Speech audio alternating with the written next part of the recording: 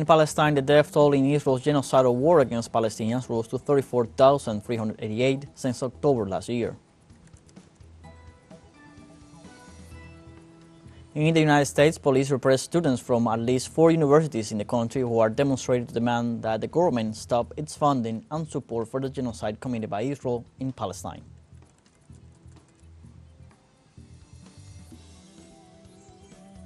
In Spain, citizens demonstrate in support of Prime Minister Pedro Sánchez, who announced that he might be resigning because of a lawsuit against his wife, Begoña Gómez. Hello, welcome to From the South. I'm Luis Alberto Matos from the teleSUR studios in Havana, Cuba. We begin with the news.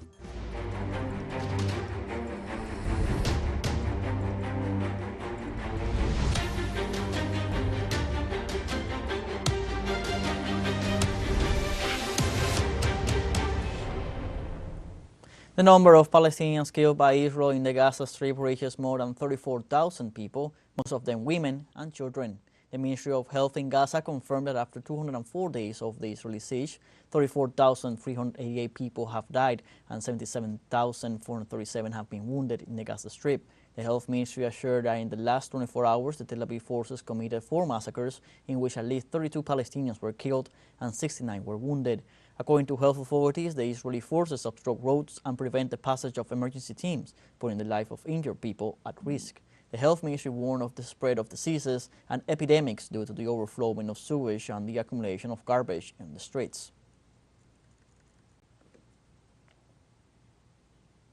Student protests are extended to more than 40 universities in the United States to demand the government stop sending arms to Israel. Students walked out of their classes to demand a halt to investment in arms manufacturers to end their complicity in the U.S.-backed Israeli attacks on the Gaza Strip that have killed more than 34,000 Palestinians. They silence us, suspend us, create barriers for us to practice our faith so that they can say that we are a fringe group or that we're not real Jews. Unfazed by Columbia University's sanctioning of an NYPD crackdown, in which at least 108 people were arrested Thursday for protesting Israel's war on Gaza, the students expressed their firmness in stating their demands, arguing that what is happening in the Palestinian territories is a crime for which they condemn U.S. involvement. The moment NYPD's SRG unit emerged, zip ties in hand, at the beck and call of Columbia President Manoush Shafiq, our university normalized the use of violence to silence political dissent. In this regard, Israeli Prime Minister Benjamin Netanyahu called students who have set up camps in solidarity with the Palestinians' anti-Semitic mobs and accused them of attacking Jewish students and teachers, even though Jewish organizers have been among those protesting the Israeli bombardment of Gaza and demanding a ceasefire. What's happening on America's college campuses is horrific. Anti-Semitic mobs have taken over leading universities. They call for the annihilation of Israel. They attack Jewish students. They attack Jewish faculty. This is reminiscent of what happened in German universities in the 1930s. It's unconscionable. It has to be stopped. It has to be condemned, and condemned unequivocally. But that's not what happened. The response of several university presidents was shameful. Now, fortunately, state, local, federal officials, many of them have responded differently, but there has to be more. More has to be done. In this context, movements in favor of the Palestinian cause denounced that Israel persists in a genocide that has been accentuated since last October 7th, and that consists in a progressive elimination of the Palestinian history and roots. They also emphasize that Tel Aviv systematically takes over Palestinian territories and breaks into them,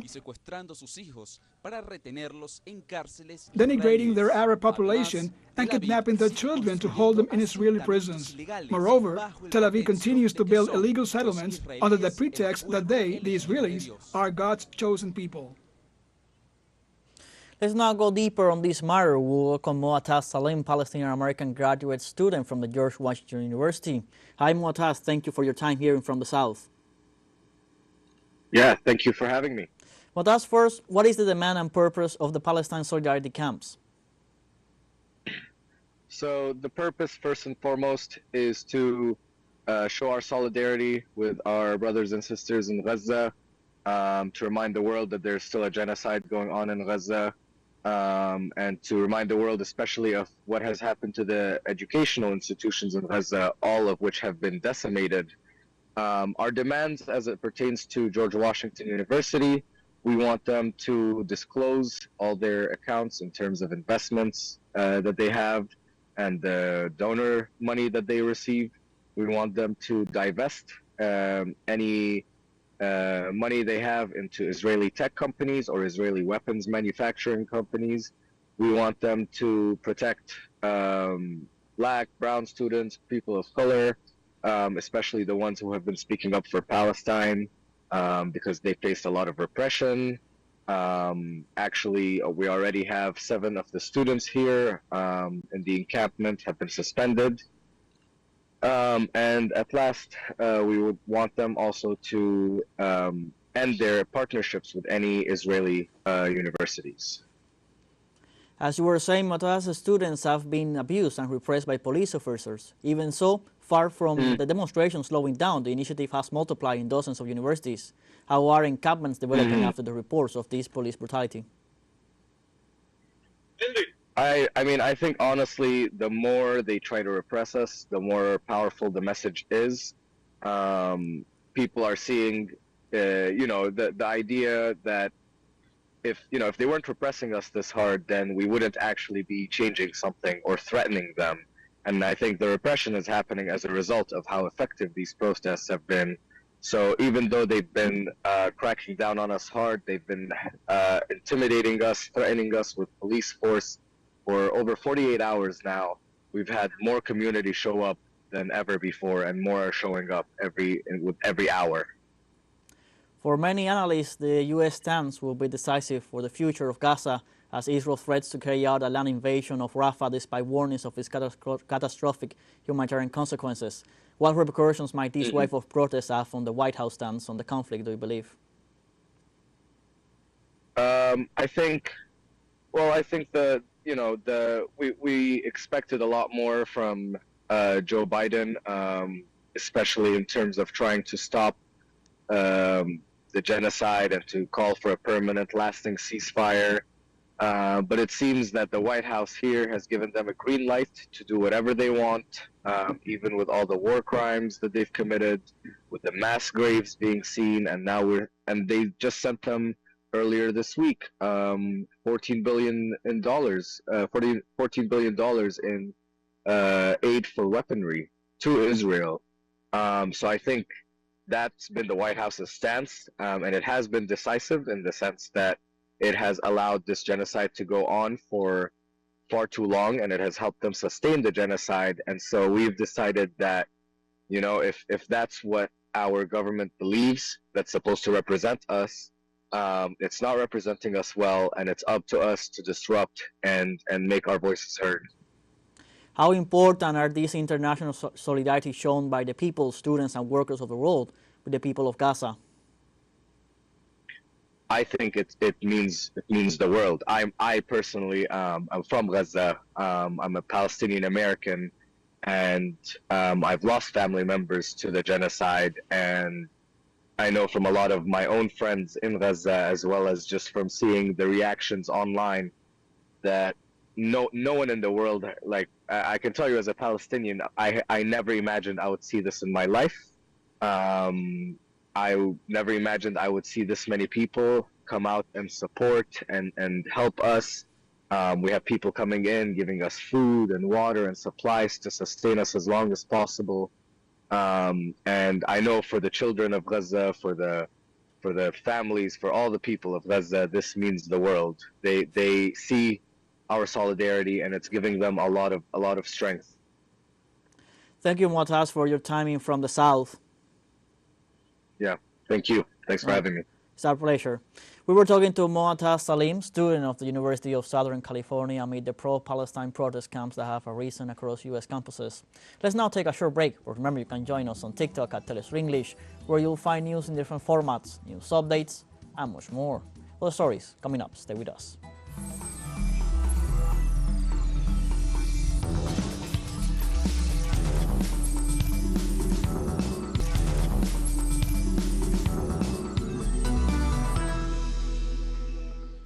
Welcome back.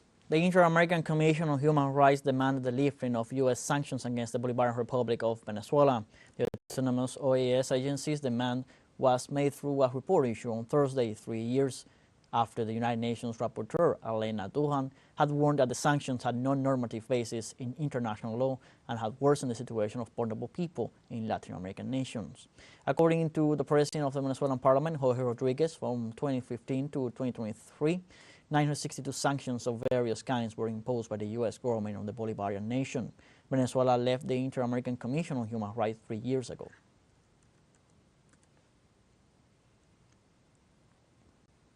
Also in Venezuela, the United Socialist Party mobilized in rejection of United States criminal sanctions and in support of President Nicolás Maduro in the state of Portuguesa. The first vice president of the United Socialist Party of Venezuela, Diosdado Cabello, joined the mobilizations this Friday. Hundreds of people rallied and marched through the municipality to show their support for the Bolivarian government.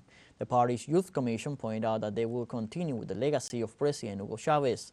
Likewise, the social organizations of the Popular Power and communes confirmed that they will participate in the upcoming presidential elections of July 28th.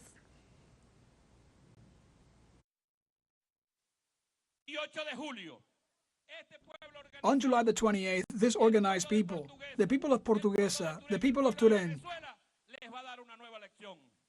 the people of Venezuela are going to give them a new lesson, a lesson of popular victory. That is why we listen. We listen to Ali Primera when he says, "I'm not staying home because to the combat I go." Every day the enemy is the same, imperialism, lackeys, the desire of imperialism to take over all of our wealth, and we are also the same, but we have learned during these long struggles,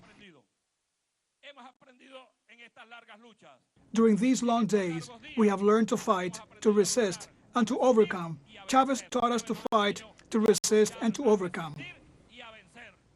In Guatemala, the Special Prosecutor's Office Against Impunity ordered a raid on the offices of an NGO being investigated for possible child trafficking. The head of the Special Prosecutor's Office, Rafael Curruchiche, indicated that the operation was coordinated in conjunction with the National Civil Police and that it was in response to a complaint filed against the agency. Although a name was not specified, images on social media show that the raided offices belong to the non-governmental organization Save the Children. Curruchiche insisted on the commitment of the Public Prosecutor's Office to fight for the integrity and protection of Guatemalan children.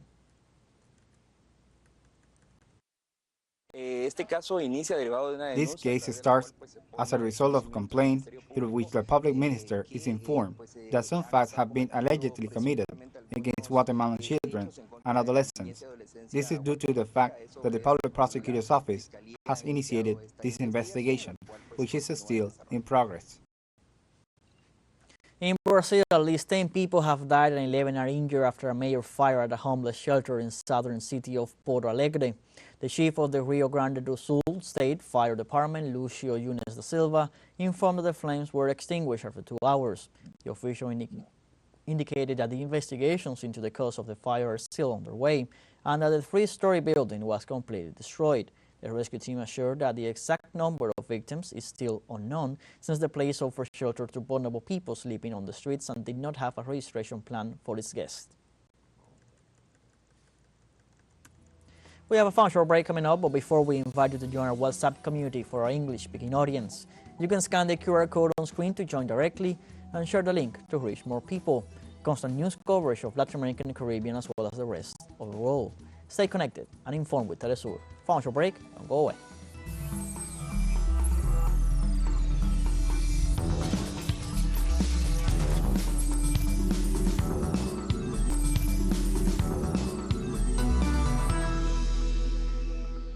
Welcome back. In Spain, people have taken to the streets to demonstrate in support of Prime Minister Pedro Sánchez, who announced that he might be resigning because of a lawsuit against his wife, Begoña Gómez. Over 12,000 people gathered across the headquarters of the Spanish Socialist Workers' Party, chanting Pedro Stay, showing their support for the president of the Spanish government. The demonstrators were also demanding an end to the offensive by the opposition against the Prime Minister's wife on alleged corruption charges. Moreover, the Spanish Communist Party also called for a demonstration at its headquarters against Pedro Sánchez's decision to resign.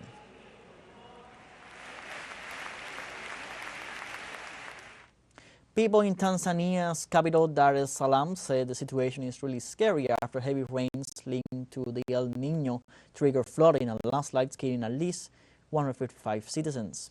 Tanzania and other countries in East Africa, a region highly vulnerable to climate change, have been pounded by heavier than usual rainfall during the current rainy season, with several dozen deaths also reported in Kenya. Prime Minister Kassim Majaliwa said more than 200,000 people have been affected by the disaster in Tanzania, with 155 fatalities and 236 people injured.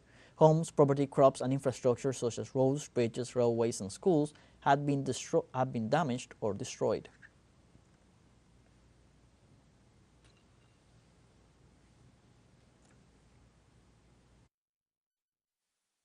The situation here is really scary. I can say many people, including myself, have been affected by floods. Many people have lost their property due to floods. Their houses have been surrounded by floods. This time the floods have affected even houses that were not marked as areas which are affected by floods. Many people have lost their property, as we have seen. It has reached a point where water is going through the windows and doors, which has led to many people losing their property. When people go to work in the morning, then it rains in the afternoon. When they return in the evening, they find all their property has been carried away by water. In my neighborhood, so far, no one has died, but many of my people have suffered losses. The United Nations issued warnings over escalating tensions in Sudan after threats by the rapid support forces to resort to violence to control the town of El Fasher north of Darfur. The UN Special Envoy for Sudan affirmed that they have warned both the rapid support forces and the army not to have confrontations in the area in order to avoid massacres among civilians. After the wave of violence due to the clashes between the parties, the authorities have confirmed that a large number of the Sudanese population is gathered in El Fasher as a result of forced displacements. Recent data from the organization indicate that civilians in Sudan are on the verge of starvation, with women and girls being victims of threats and violence. In Zimbabwe, the government recently confirmed it will expand diplomatic, energy, and economic relations with the Islamic Republic of Iran. Local media stated a government delegation arrived in Tehran to participate in the Iran-Africa International Economic Conference. The delegation is scheduled to meet with the Iranian President Ebrahim Raisi and some of the country's top political leaders. The mission also expects to address diplomatic and economic issues for which several investors' exploratory meetings have already been scheduled.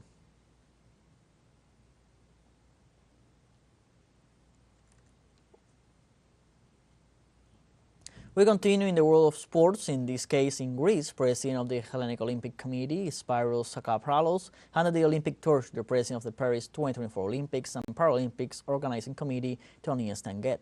On Friday, Greece handed over the Olympic flame of the 2024 Games to Paris organizers in a ceremony at the Athens Marble Stadium, where the competition was revived nearly 130 years ago.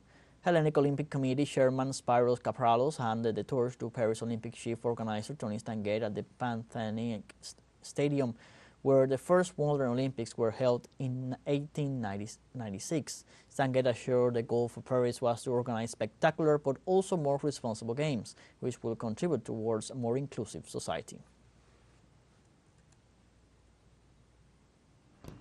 In this context, an 800-strong show of light drones and fireworks on the theme of Olympic fire took place in Marseille to celebrate the handover of the Olympic flame from Greece to France in Athens. Nana Mouskouri, the 89-year-old Greek singer with a worldwide following, performed the anthems of France and Greece at the ceremony. Organizers want to ensure the biggest event in the world plays an accelerating role in addressing the crucial questions of our time.